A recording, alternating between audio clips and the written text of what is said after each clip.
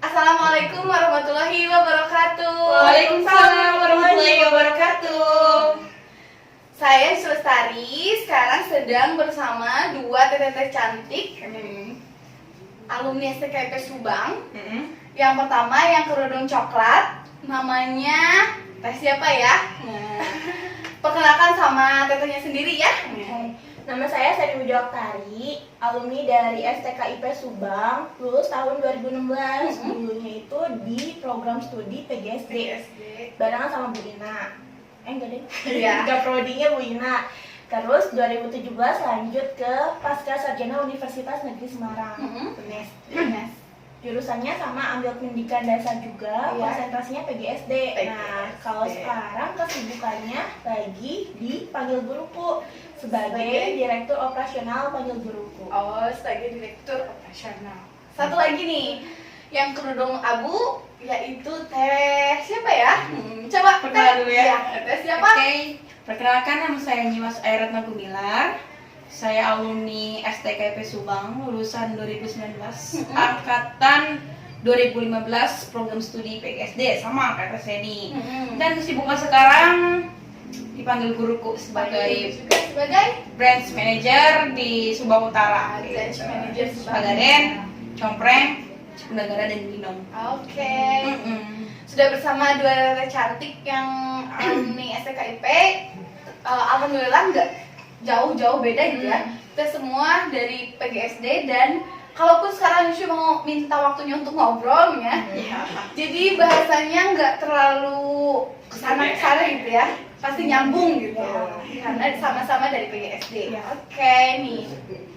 Mau tanya nih ke teteh-teteh ini gitu. Tentang pendidikan yang sekarang kan lagi pandemi nih, di pandemi. Pasti shock kan ya sekolah-sekolah formal, terutama di saat mereka anteng gitu melaksanakan pembelajaran, tiba-tiba harus PJJ gitu karena adanya pandemi.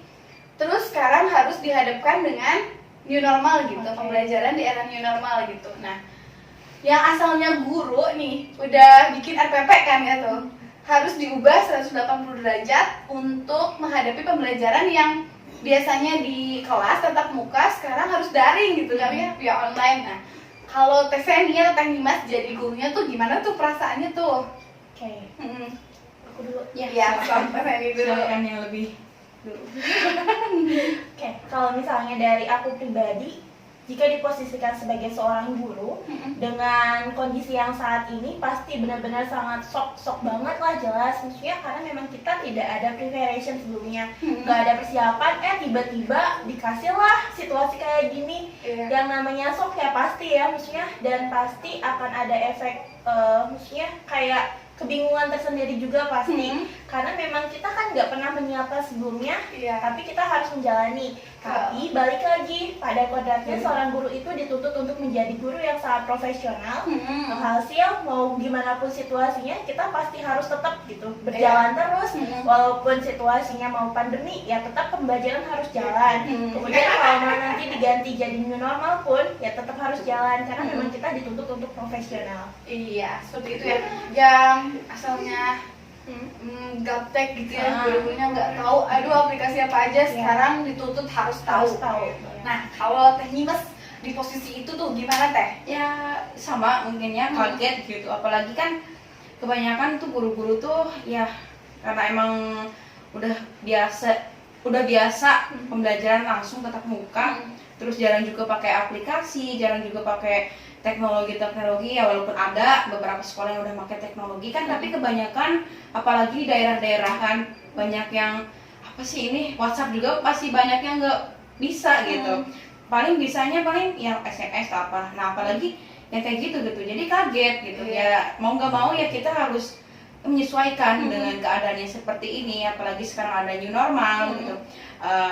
Ibaratkan blended learning gitu. Ada tatap muka dan pembelajaran jarak jauh juga. Jadi mau bagaimanapun guru harus bisa sekreatif mungkin menggunakan aplikasi handphone atau apa gitu. Jadi ya sekarang kita harus belajar sebagai guru, harus belajar mengenai pembelajaran jarak jauh seperti apa. Iya, jadi shock gitu ya, Shock Sofi, banget. kalau ada di posisi seperti itu juga ya. Betul. Tapi kan balik lagi kita nggak boleh tergerus sama situasi gitu. Iya. Jadi memang benar-benar harus mutar otak gimana caranya biar bisa tetap stabil gitu.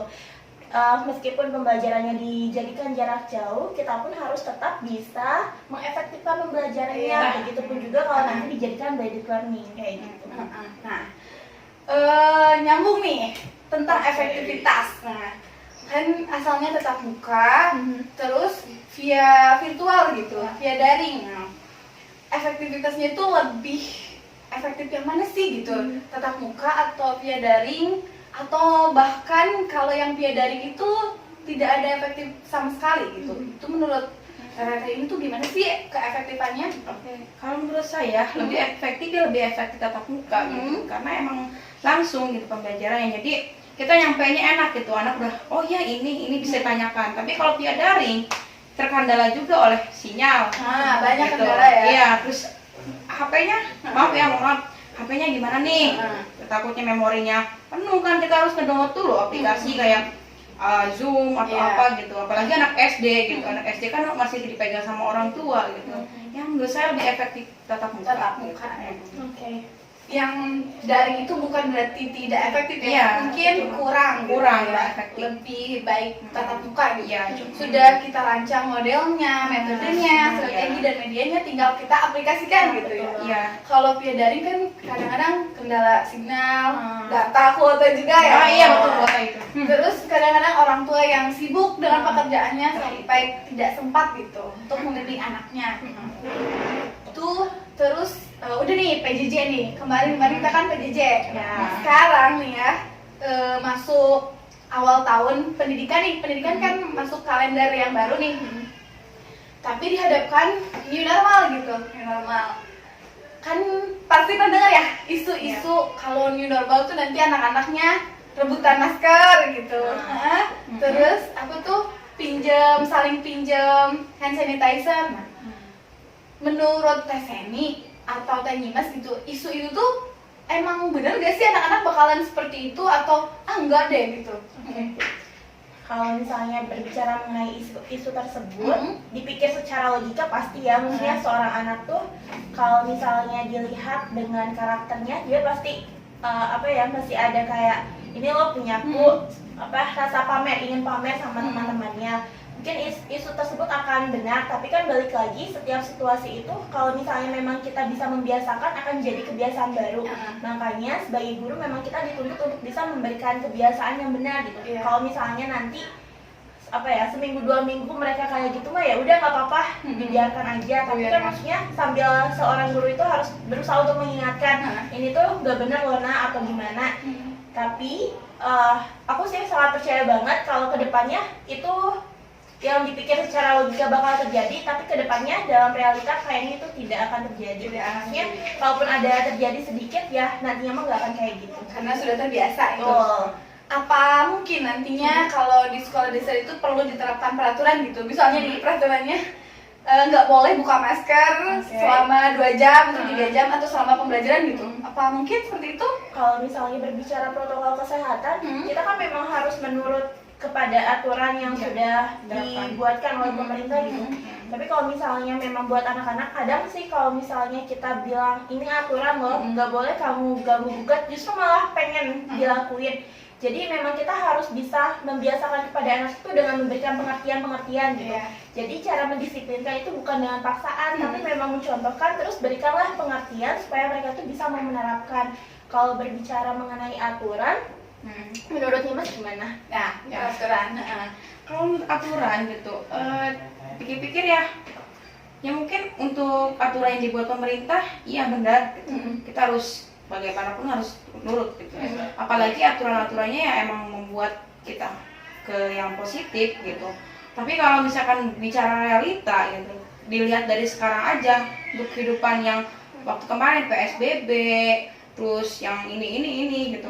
Ya kalau yang pakai masker ada yang enggak gitu. Tapi ini kan dunia pendidikan, karena ya usia rawan anak-anak kan rawan ya kan, rawan banget. Ya kita sebagai guru ya mesti mencontohkan, memberikan pengertian. Kenapa sih pakai masker ini mesti 2 jam atau terus pakai hand sanitizer ini, terus nggak boleh pegang ini, ya mungkin dengan cara seperti itu akan lebih mudah diserap oleh anak-anak. Oh iya, ada baiknya juga kayak gini gitu. Mungkin sama aja jawabannya kayak kesini. Iya. Ya, intinya memberikan yang memang konkret gitu dan Betul. kontekstual. Jangan sampai ini loh nah kamu harus pakai masker 2 jam karena biar terhindar dari corona. Kalau misalnya anak cuma diberikan kayak gitu tanpa ada maksudnya ada alur yang memang kontekstual atau benar-benar konkret, Iya. seperti perkembangan anak kan memang dalam fase konkret Konkret, ya, ya. operasional konkret, makanya kayaknya akan susah. Tapi kalau misalnya kita hadirkan ini kamu harus pakai masker, terus nanti si gurunya itu entah Contoh memakai memakai juga ya. atau memang dia menampilkan video akibat yang bisa terjadi kalau misalnya dia tidak masker itu Iya. kayak gimana. Jadi memang harus dihadirkan dalam kontekstual kayak gitu. Iya. Jadi intinya tuh kalau peraturan bisa aja sih, Bisa aja. tapi mungkin ke anak akan lebih nyerapnya tuh dicontohkan atau oleh diberikan gurunya. hal yang konkret Nah, gitu betul. ya. Ya itu kan untuk anak SD. Nah, Tapi kalau SMA tuh bisa paham sendiri. Iya, kalau SMA sudah ngerti sih ya. Ya, sudah ngerti. Ngomong-ngomong, nah ini normal lagi nih. Ya. Turut prihatin, sedih juga ya yang masuk kelas 1 SD sekarang, 1 SMP sekarang, 1 SMA sekarang gitu ya. Belum juga mereka ketemu sama teman-temannya, kenal sama gurunya gitu. Udah dihadapkan dengan pembelajaran yang daring mungkin. Karena ya untuk pembelajaran tatap muka kan pemerintah SD itu rencananya awal tahun ya, kalau enggak September September Oktober. Nah, itu tuh kan sedih ya kan. Ini posisi orang tua nih, sebagai orang tua. Sebagai orang tua. Kalau menjadi orang tua dengan anaknya yang sekarang mau masuk SD, mau masuk SMP atau mau masuk SMA, tapi sudah ada tugas-tugas yang via daring gitu, itu gimana tuh? Calon orang tua. Ya, kalau aku lihat bahkan bukan hanya masuk sekolah ya, yang sekarang mau kuliah aja di aku sendiri gitu ya, gimana ya? Kelihatannya ya kasihan lah intinya. Terus ya kita kasihan dulu coba. Nah, kebetulan memang Ade di rumah itu dia mau masuk SMP. Oh, masuk SMP. Masuk SMP. Jadi memang benar-benar dihadapkan dalam situasi dia lulus karena corona dan masuk sekolah pun karena corona gitu. Memang belum pernah bertatap muka dengan teman-temannya, tapi udah dilakukan proses daring mungkin ya nanti. Kalau misalnya dari segi aku sebagai orang tua, ya mau nggak mau orang tua itu harus siap, karena mungkin ini juga akan jadi pelajaran buat kita semua, yang mana kan waktu memang kita kan sangat bersikukuh dengan pusat pendidikan, padahal kan maksudnya sewaktu belum ada corona, mungkin kebanyakan orang tua itu sangat mengandalkan sekolah, padahal sama guru kan maksudnya. Padahal kan pendidikan itu tidak akan jalan kalau misalnya akan jalan sih, cuma maksudnya tidak maksimal gitu ya. Kalau misalnya pusat pendidikan itu tidak berintegrasi. Nah, jadi memang udah menjadi tuntutan juga. Jadi maksudnya sebagai orang tua memang kita itu jangan cuma membebankan kepada guru gitu istilahnya. Memang sekarang udah ayo kita bareng-bareng kita didik anak kita supaya benar-benar pendidikan itu bisa berjalan seefektif dan semaksimal mungkin. Iya. Ya, jadi ada hikmahnya. Ada hikmahnya banget. Jadi ya hikmahnya, sekarang orang tua harus lebih memperhatikan anak-anaknya gitu. Kayak yang ya deh, wayahannya beri pengertian belajarnya di sini lab online gini. Terus kan lebih berguna juga gitu online-nya di HP itu buat belajar, bukan online buat game gitu. Apalagi main game kan. Aduh sekarang mungkin itu sih hikmahnya. Jadi ada hikmahnya yang dulu orang tua itu nyalahin guru. Ini anak saya nggak bisa.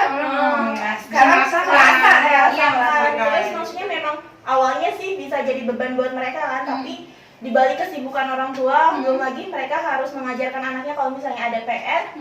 Tapi kan maksudnya balik lagi, ini mungkin akan menjadikan adanya ikatan yang sangat kuat antara anak dan orang tuanya ya. Makanya memang sebagai orang tua ya mesti sabar-sabar gitu. Kapan lagi maksudnya kalau misalnya nanti kita berbicara anaknya udah gede kan akan kehilangan masa itu. Apalagi ya udah makanya sekarang karena memang ada corona, ambil hikmahnya aja kita buat dekat sama anaknya kayak gitu. Kapan lagi ya? Kapan lagi? Nah, karena waktunya terbatas nih ya. Dari Teh Seni sama Teh Nyimas nih Lucy minta tolong untuk sampaikan gitu motivasi untuk Oke. anak yang mau masuk di masa new normal, untuk guru-guru yang mungkin sedang pusing atau sedang gimana gitu ya menghadapi pembelajaran di era new normal, dan untuk orang tua yang kebingungan dan merasa kok susah gitu, ternyata susah gitu ngajarin anak tuh gitu. Dari siapa dulu nih? Saya dulu ya, Oke. pengalaman jadi orang tua. Jadi orang tua kan. Tahun ya. Calon orang tua. Amin. Mungkin buat adik-adik yang baru masuk ya, yang memang langsung dihadapkan pada pembelajaran daring, ya tetap semangat. Maksudnya ini sebentar lagi juga akan berlalu gitu, Ya, dan amin. ini nggak akan, ya maksudnya nggak akan tetap. Jadi memang apa ya tetap semangat aja, terus ambil hikmahnya dalam setiap manusia, dalam Kejadian. setiap kejadian itu pasti ada hikmahnya. Iya. Jadi udah tetap semangat. Semangat. Terus buat guru-guru, jangan terlalu khawatir, karena memang sekarang kan sudah banyak workshop-workshop yang berkeliaran khusus untuk menciptakan gimana sih metode yang baik digunakan ketika new normal. Iya. Bagaimana tetap aja upgrade ilmu. Terus maksudnya walaupun memang kadang agak shock juga berbenturan dengan ini nggak bisa dengan apapun gitu, maksudnya pasti ada benturan, tapi ya jangan sampai patah semangat ibu bapak guru, karena memang kalian itu pelita dalam gulita. Iya. Jadi ya tetap semangat upgrade ilmunya. Terus buat orang tua, sabar-sabar aja. Sabar-sabar ya. Sabar-sabar, gimana lagi ya, maksudnya sabar-sabar, dan ini maksudnya momen yang pas, waktu yang pas, dan harus kita istilahnya benar-benar kita maknai juga gitu. Karena memang belum tentu kita bisa ada momen lagi sama anak, ya mungkin ini memang waktunya kita harus udah sadar, ini loh kesempatan kalian buat bareng sama anak kalian sebelum nanti mereka udah gede, kan akan susah gitu momennya. Jadi gunain aja kesempatan ini, tetap berikan senyuman buat anak-anak kayak gitu. Iya.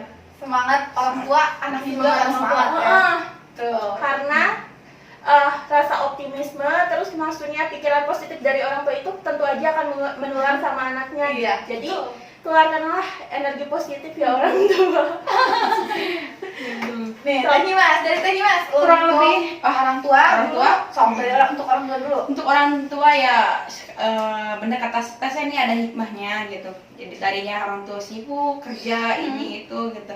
Sekarang kan kalian bisa lebih banyak berkomunikasi dengan anak-anaknya gitu. Bisa mengerti perasaan dari anaknya gitu. Yang ketiga itu apa ya? Lebih terhubung lagi gitu hatinya gitu. Misalkan anak ini, ibu ini nggak bisa. Nah, jadi kan orang tua bisa menjawab, oh jadi kurang anak saya di sini. Jadi lebih mengerti lah karakter anak gitu. Jadi ya untuk orang tua selamat untuk sekarang gitu, sudah mengerti anak-anaknya dan sudah menjadi guru juga, guru yang sesungguhnya di rumah di gitu. rumah, Ya, gitu. betul. Terus untuk guru, Untuk guru, bapak-bapak guru. ya upgrade ilmu terus ya. Semangat, dan semoga di balik kejadian ini gitu bisa diambil hikmahnya buat ibu bapak, dan nambah amalan juga ya. Iya. Amalan ibadah gitu. Terus bisa juga yang tadinya nggak bisa jadi bisa, itulah pendidikan gitu. Yang tadinya nggak mau jadi mau gitu. Dan gimana pun kita harus harus bisa mengikuti zaman ini gitu. Terus untuk Anak-anak Anak-anak. nih. ya, anak-anak semangat cayo.